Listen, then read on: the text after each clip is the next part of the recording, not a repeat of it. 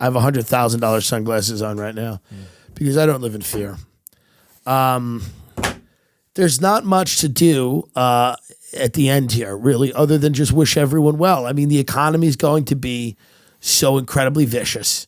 It is going to kill you and everyone you know. Your families will be on the street. They'll be selling their fucking pussies and assholes and dicks. They'll be doing everything they can. There's nothing. You'll be plagued by famine, by disease. There will be chaos in the streets, civil unrest, violence. Authorities, institutions will lose all credibility very quickly. Authority will fall. There will be ragtag group of militias that will be guarding and distributing resources. There will be regional fiefdoms run by psychopathic, charismatic cult leaders.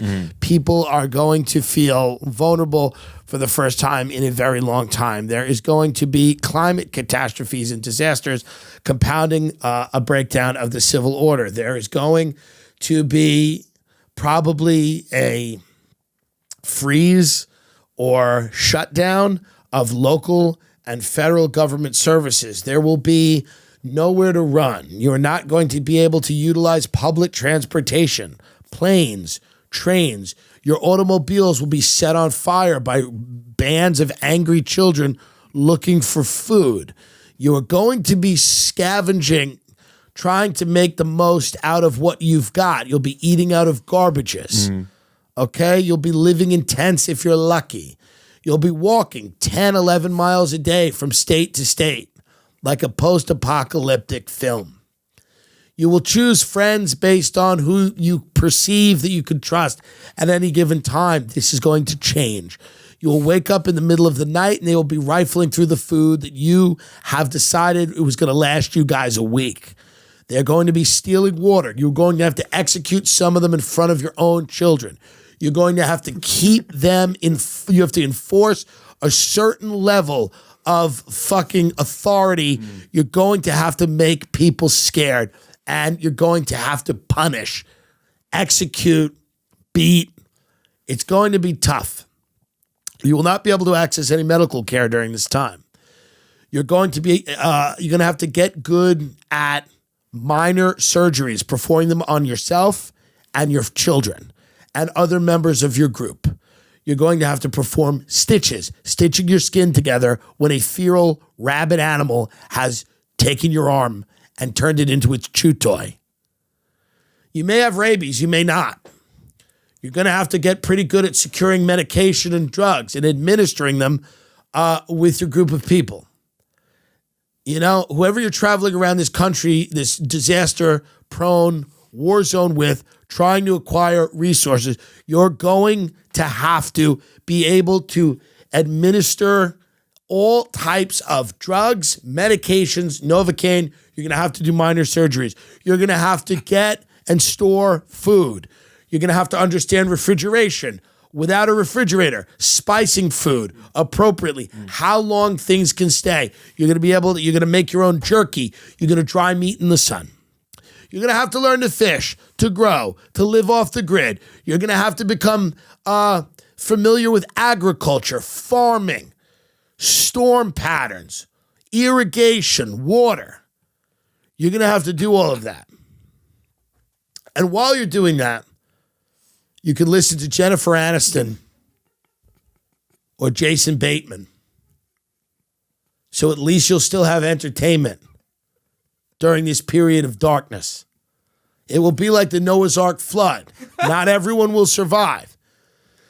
There will be small groups of people that through their own ingenuity and propensity for cruelty will be able to get ahead of other groups.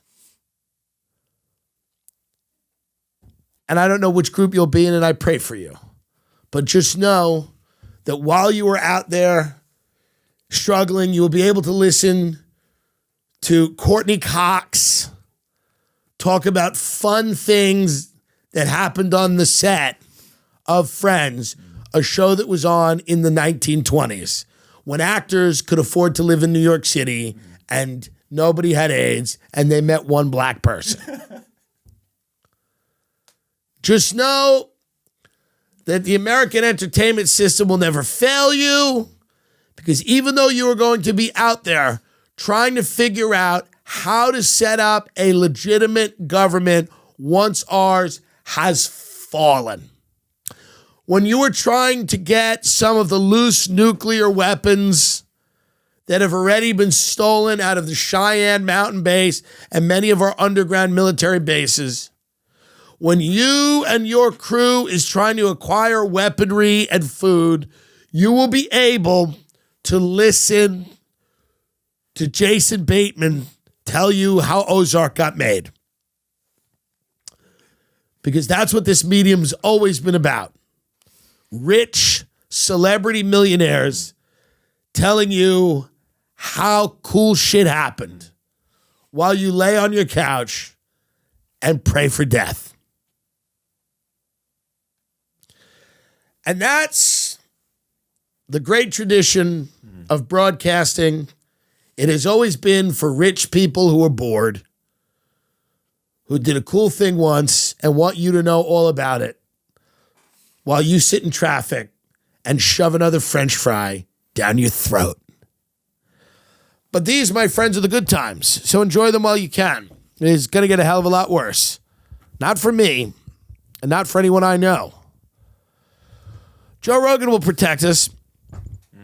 He will take us up on a spaceship with Elon Musk, where we will do stand-up comedy in a zero-gravity environment for no one. The rest of you, I believe, will inherit Earth and fight over resources until you are exhausted or murdered by a rival tribe. I will be in the sky with Elon Musk and Joe Rogan until I kill myself, which will be about 3 hours into that experiment. When I decide that I would rather be getting disemboweled by wild dogs than be on that ship. TimDillonComedy.com. There are no live dates. There's no tour. Fuck off and go away. A book's coming. I haven't written the book, but it's coming. You'll buy it. I hope to get it out before the fucking war, but I don't think I will. But I'm trying. You can follow Ben Avery, but who gives a shit? For what? A picture of a duck? What's he adding to this? Go to our Patreon if you want extra episodes or to support the show. Please support our sponsors like Dick Pill and Cigarette. You can't have a cigarette, so take this. Have you lost your hair? Hopefully soon we'll get legal services. You want to see a kid again? Press 2. But please support all of our sponsors. Please. It's important for us that you support the companies that support us. Many of these companies, they're not going to see the other end of this. You know? Mm-hmm. But that's okay. Are you nervous about what's coming, or are you going to face it head on? No, I'm pretty nervous. You should be. Yeah. You should be as nervous as any human being out there. You should be nervous. Because the podcast producers are going to be the ones, when we tell everybody the money you've made, they're going to go to your houses with pitchforks and they're going to drag you out and they're going to rape you. They're going to rape you to death. And they should.